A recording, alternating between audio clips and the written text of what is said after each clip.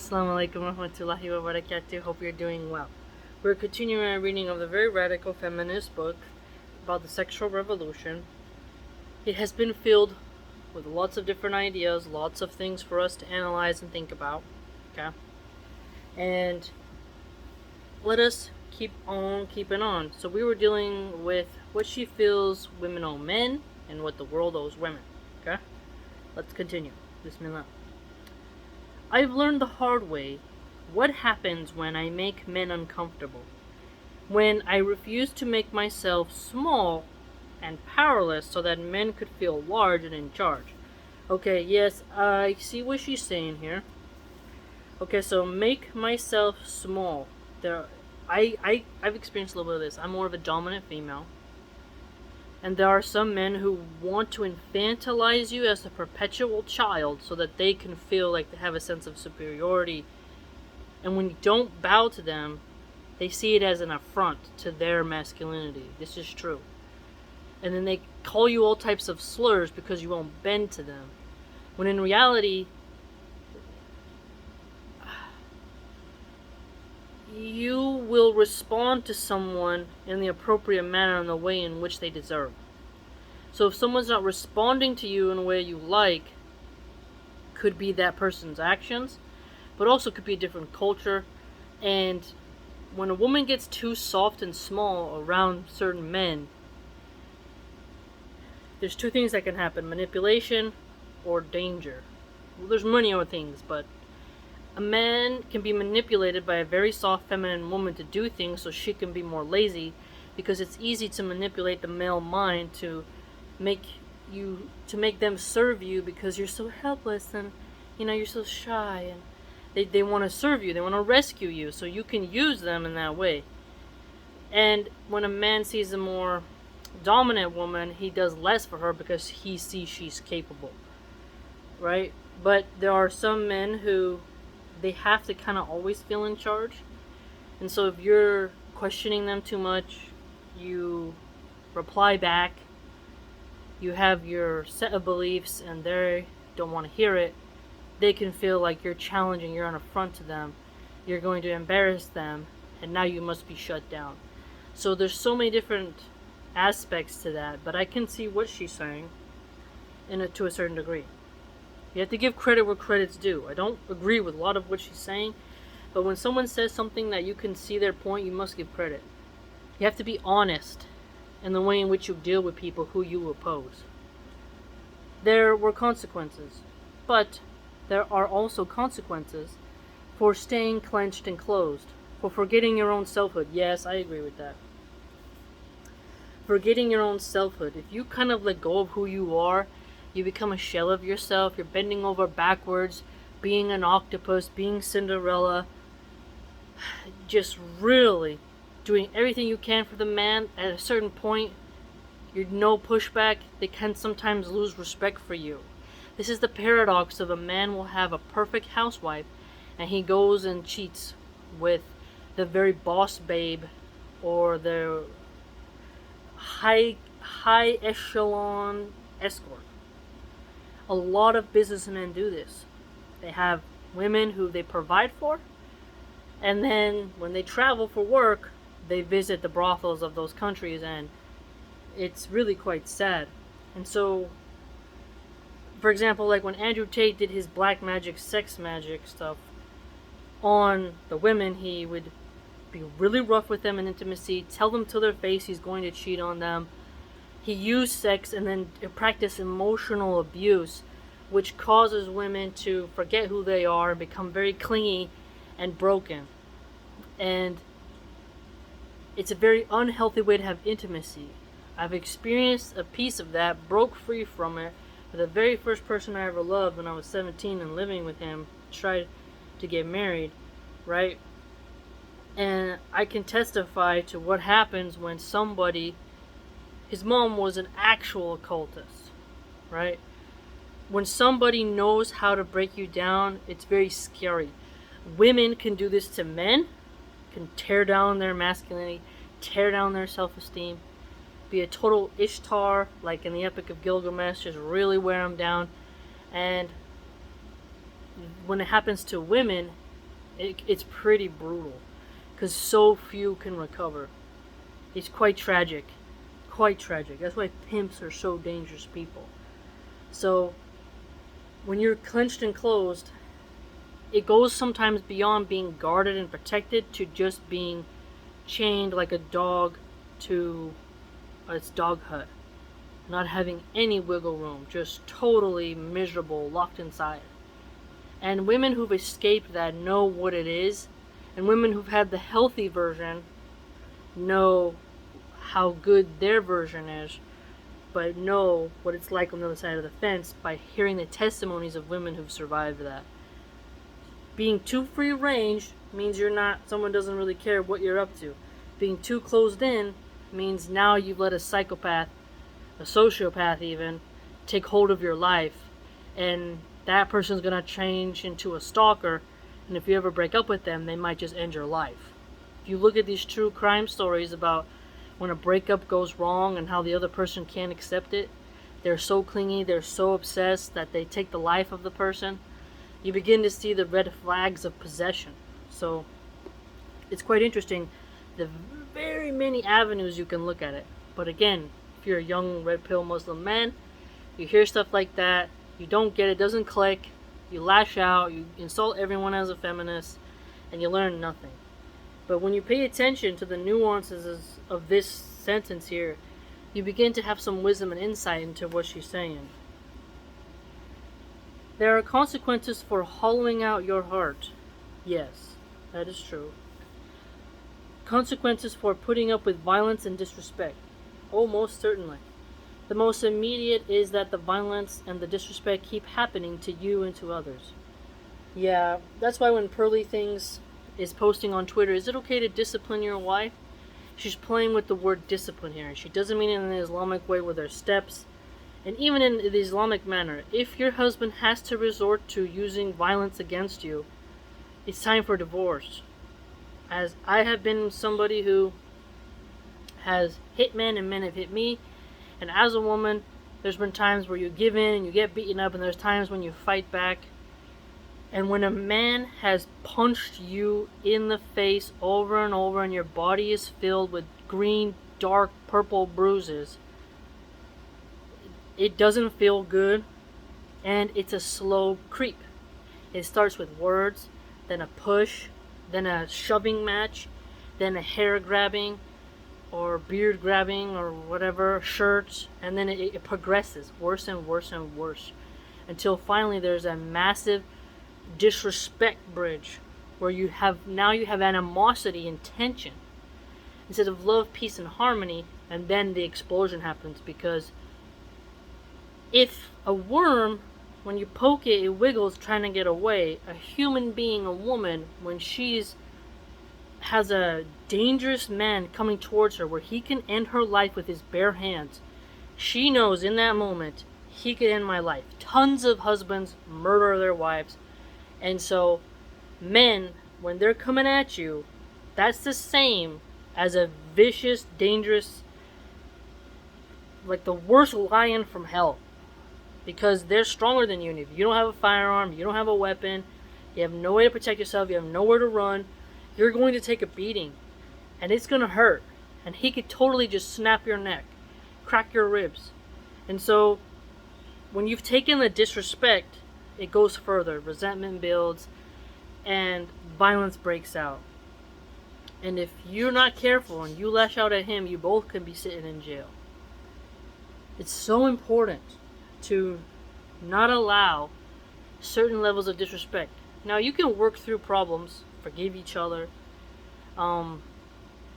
There's been times where, I stayed with people who hit me, and I'm not telling you to do that, because it's like having a tiger walk through the woods and you're always on eggshells. You don't know what's going to set them off. You have to be quiet more. Your life is not very happy. However, I do know what it's also like to have a man who will never hit you back, and how you despise him because he won't defend himself. So there's such a serious thing to it, but Pearly Things trying to hint at, should men be able to hit their wives, while she herself has never been actually beaten by a man? shows you how evil she really is. So, when you hollow out your heart, as she mentioned, in order to coexist with men and just endure a marriage that you don't like, it's pretty miserable. It's pretty miserable. And that's why I think it's so important for women to not focus so much on making their husband's world paradise on earth, but doing what they can and then focusing on how good will Allah give it to you in paradise if you get in. Allah can give you a better man. And if you want a better man, pray to Allah subhanahu wa ta'ala and ask him to free you from your husband, and also to give you a better life in paradise. Maybe even wipe him from your memory, if that's what you want. So I totally get how you cannot erase your own selfhood, but you can't be selfish either. It's such a unique conversation for mature people. But if you're an angry incel who's consuming red pill content and you want to be the Chad who gets to do BDSM on your wife, well, this is not the conversation or channel for you. So she mentions a person here named Kara Frank. Let's see what she says.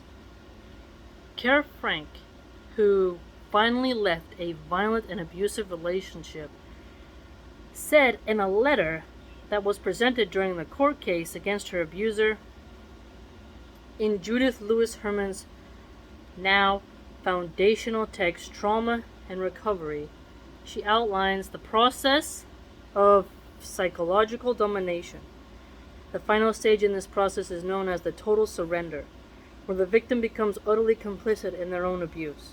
Herman explains the necessity of this in the mind of the abuser, using a quote by George Orwell from 1984. Quote, "We are not content with negative obedience, nor even with the most abject submission. When finally you surrender to us, it must be of your own free will. We do not destroy the heretic because he resists us. So long as he resists us, we never destroy him. We convert him. We capture his inner mind. We reshape him. We burn all evil and illusion out of him. We bring him over to our side, not in appearance, but genuinely heart and soul." End quote.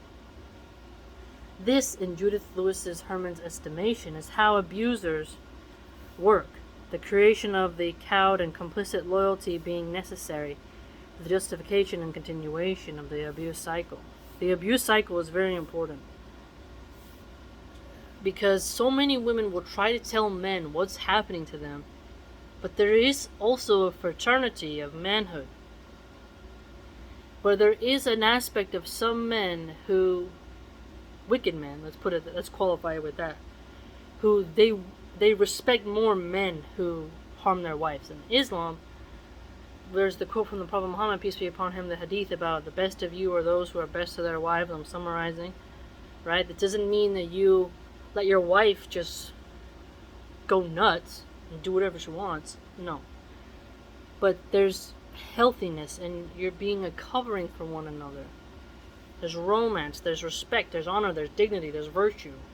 But abusers, they are more demonic, and they want to destroy the woman. And now, the witchy women, they have their own cults as well, and they do it to men. And it's quite sick.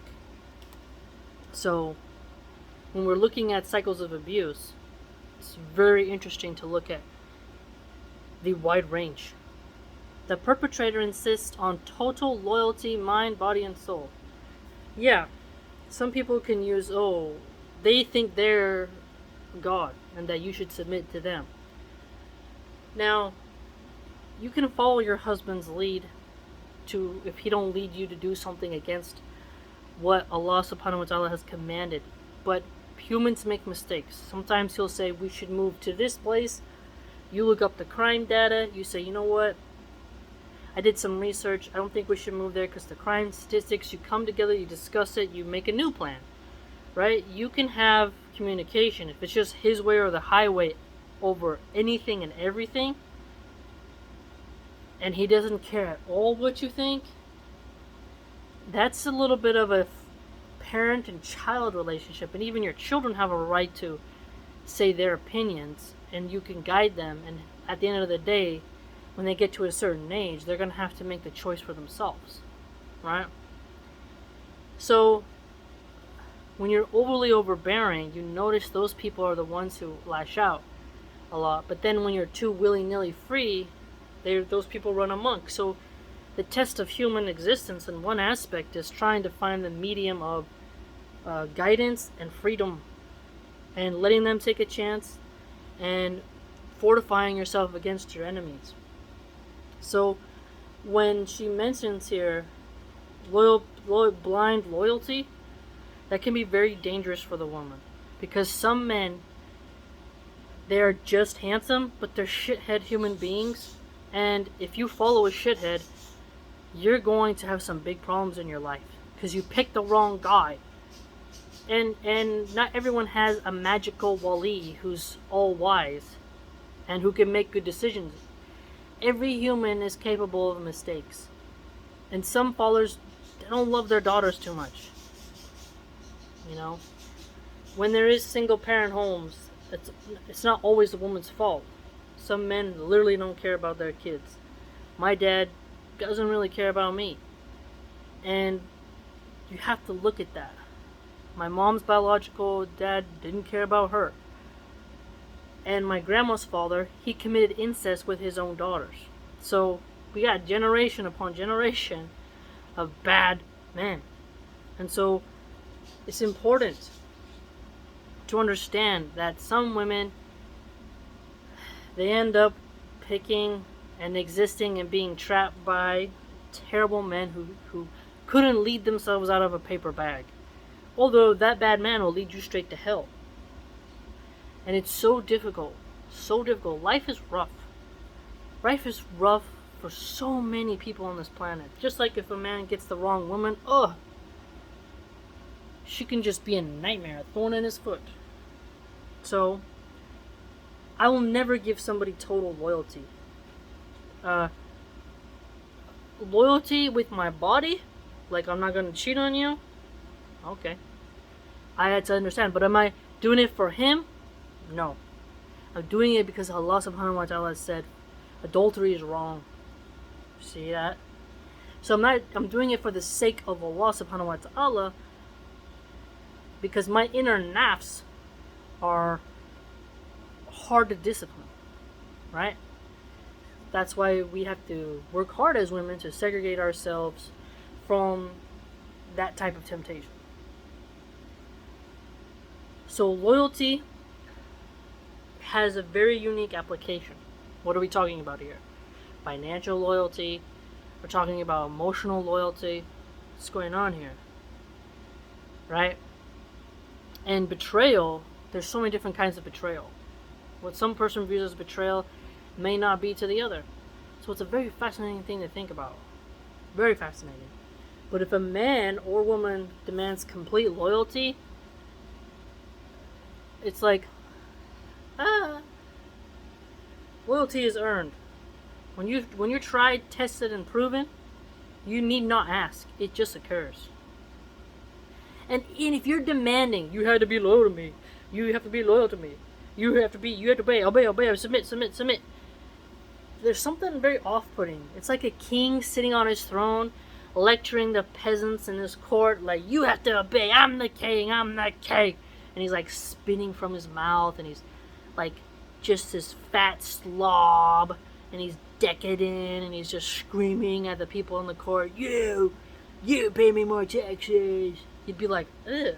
But if you have a healthy, mindful, wise old man, and he's just doing such a fantastic job with the economy, he's honorable, he's great at warfare, then loyalty will naturally come inside his subjects, and he doesn't need to lecture them into obeying.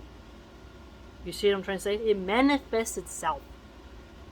So if a man has to completely always remind his wife to submit, he has a fault in himself. Same with a woman. And a woman must know you can never keep the stag forever. Let go of thinking that a man will stay loyal, and that way you'll never be hurt. Men, some say, are only as loyal as their opportunities. If a woman who's harder than you gets in the room with your man, will he be like Joseph, Prophet Joseph, peace be upon him, and resist and run away and fear Allah? We hope and we pray. But if he knows no one's seeing, Allah sees. But if he knows he's not going to get caught, no secret cameras, and he knows you're doing whatever, you're taking care of the kids, and this big-breasted, big-booty bimbo is ready to go. You know, these cheating shows, I don't watch them. I've seen a couple viral clips, and it's really heartbreaking and sick. I really hate how we watch that kind of stuff. But where couples will test their partner, women will test their husbands, and they fail. And it's really heartbreaking too when men catch their wives. It's just horrible. And so, give your heart entirely to Allah subhanahu wa ta'ala. Do not give it entirely to a man. Nor should a man give his heart entirely to a woman. Once you put it in the hands of someone, all they gotta do is this with their nails, and that's it for you. You know, have a level and a boundary. Because then when they walk away, you're not thinking and obsessing about them forever and wishing you could get back all the energy you put into them. But if you're unbothered and you just do everything for the sake of Allah, keep your detachment levels to a certain degree, focus just on your kids, your spirituality. Well, if he decides to up and go, hey, you did what you could, but you didn't overextend yourself. So that way you don't feel like there's an energy gap, like you're owed something. Women will sometimes have a hard time letting go because of how they put so much into the relationship. So then they hollow out their heart, and they can become more mean. It's quite scary, you know. So when she talks about cycles of abuse, like how these abusers do these cycles of very strong brainwashing, how disrespect leads into violence, how forgetting your own selfhood starts to create, you know, a psychosis, a mental illness. These are very accurate to point out. We'll see later on, I believe, where she's going with this argument, because I am going in a different direction maybe than her. Because I'm looking at it from an Islamic spiritual perspective, and the Akhirah, she might be looking at it from an economic and political philosophy perspective. So we shall see. What's her solution? Will she give us solutions? I don't know. So let me know what you think. It's a very tense conversation. By the way, if you'd like to join my blog, it's www.subscribestar.com/Milahan Archive. Hope to see you there.